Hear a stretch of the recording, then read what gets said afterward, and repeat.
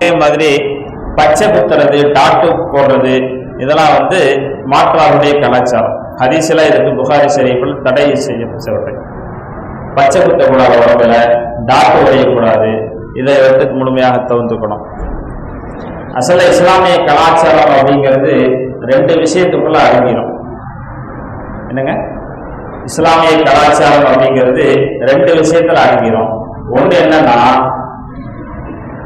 அலங்காரத்துல ஆண் பெண்ணுக்கு ஒப்பாக ஆகக்கூடாது.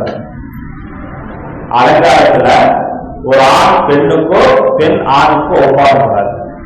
ஒரு ஆண் மாதிரி ஒரு பெண் உடை அணிவதோ, பெண் மாதிரி ஒரு ஆண் உடை அணிவதோ இஸ்லாத்தில் தடை செய்யப்பட்டது. அல்லாஹ் தஆலா சபிக்கிறான் என்பதாக நபி ஸல்லல்லாஹு அலைஹி வஸல்லம் சொன்னார். ஆண்கள் பெண்கள் மாதிரி உடை அணியறது ரொம்ப கம்மி. ஆனா பெண்கள் ஆண்கள் மாதிரி உடை அணியக்கூடிய பழக்கம் நமது சமுதாயத்தில் இருக்குது. வயசுக்கு வர்றதுக்கு நெருக்கமான பெண்களை கூட என்ன செய்யறாங்க, டைட்டான பேண்ட் டிஷர்ட் எல்லாம் வாங்கி தராங்க. அந்த மாதிரி ஆடை அணியறது கூடாது. ஆண் பெண்ணுக்கு ஒப்பாகவோ பெண் ஆணுக்கு ஒப்பாகவோ ஆடை அணிவது. 2வது விஷயம் என்னன்னா, ஆடை அணிவது மட்டுமல்ல, அலங்காரம் செய்யறதும். இப்ப பெண்களுக்கு என்னெல்லாம் அலங்காரம் இருக்கு?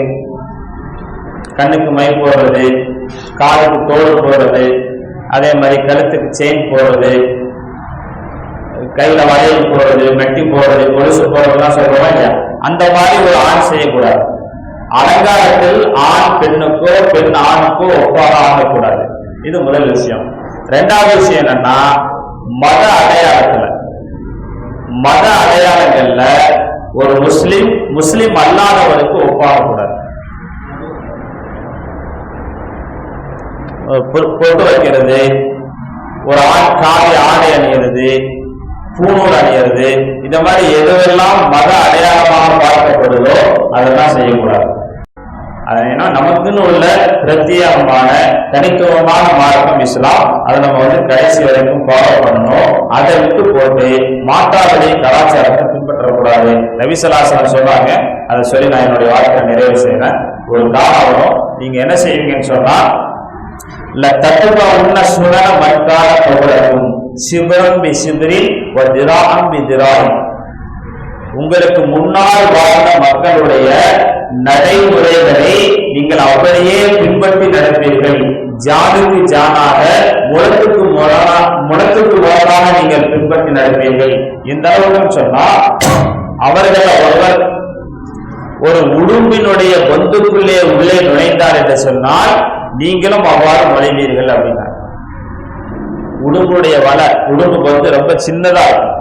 ரொம்ப கஷ்டப்பட்டு தான் உள்ள போக முடியும். அப்படி இருந்தும் கஷ்டப்பட்டு உடம்ப குறுக்கி ஒருத்தர் அந்த வலைக்குள்ள போனாருன்னா, அவரு போயிட்டாரு நாமளும் போகணும்னு நீங்க என்ன செய்வீங்க?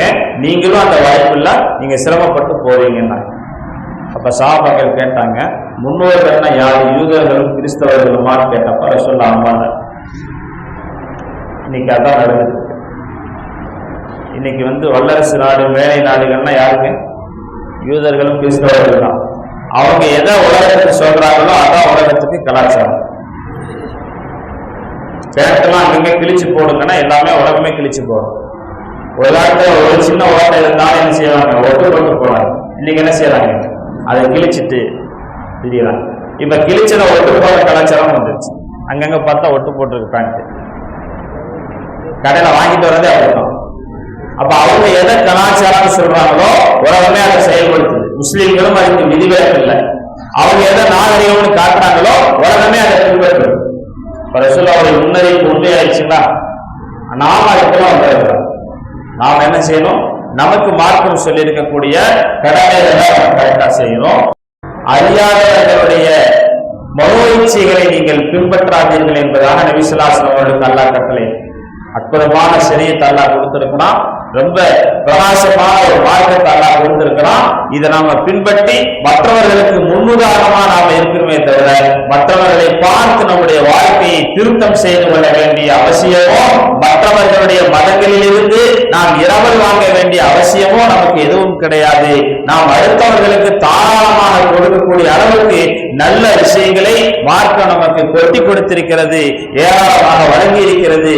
மனிதன் மனிதனாக வாழ்வதற்குண்டான எல்லா விதமான குணநலன்களும் நம்முடைய மார்க்கத்திலே நிறைந்திருக்கிறது.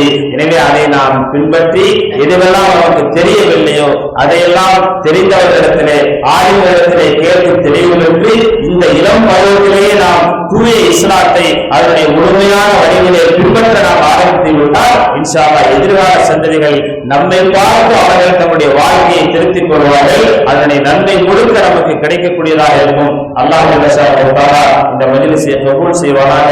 எந்த